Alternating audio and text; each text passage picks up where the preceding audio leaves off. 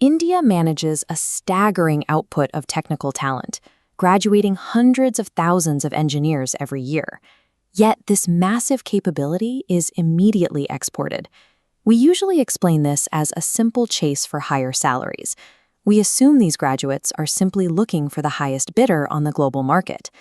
But the focus on pay ignores why the high-level opportunities exist elsewhere in the first place.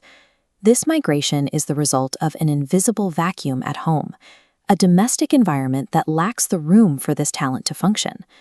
The countries that successfully keep their best minds do more than just build universities. They invest in the invisible frameworks, the institutions and policies that turn raw knowledge into actual industry and progress. Without that domestic machine to harness them, a high volume of engineers becomes a massive subsidy for the rest of the world. India is producing the power, but it hasn't built the engine. To understand why that engine is missing, we have to look at the blueprint of the Indian state itself. Many of the systems governing today are built on a foundation laid during colonial rule. This historical infrastructure was designed for resource extraction, optimized to move goods out efficiently, not to nurture domestic innovation. The system prioritized top-down administrative control and rigid oversight, a structure inherently hostile to modern scientific breakthroughs. After independence, a country moved forward, but never fully replaced this restrictive blueprint. This legacy manifests today as a series of disconnects. Policy remains rigid, institutions operate in silos, data is underutilized, and execution is choked by bureaucracy.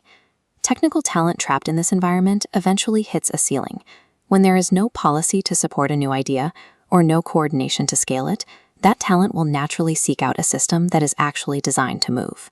Brain drain is the visible symptom of a deeper design flaw. The country is still operating on a blueprint that was never intended to support a modern technological power. Culturally, the response is almost always to double down on STEM. Technical education is viewed as the only path to progress, while non-technical fields are dismissed as secondary. This ignores the fact that technical skill is only as effective as the environment it operates in. Fields like public policy, sociology, and administration are the disciplines required to build and maintain the systems where technology can actually survive. Institutions like the Tata Institute of Social Sciences are training specialists to solve these systemic gaps. They treat the structure of society as a problem that can be engineered, analyzed, and improved through research. While STEM professionals build the tools, it is the social scientists who must build the environment that allows those tools to scale. A healthy country doesn't need to trap its citizens. Success is defined by creating an environment where staying is as viable and productive as leaving. Building that environment can begin immediately through smaller, distributed efforts. This happens when professionals form research groups to tackle local problems, when students work on community-level guidance and mental health, and when the conversation with parents shifts toward valuing diverse career paths. Universities must also bridge the gap. By connecting public policy researchers directly with governance, they turn academic theory into administrative action, ensuring that new talent finds a place to land within the state. Ultimately, brain drain is a failure to retain and use capability. It is the natural result of a system that produces talent without providing a place for it to function.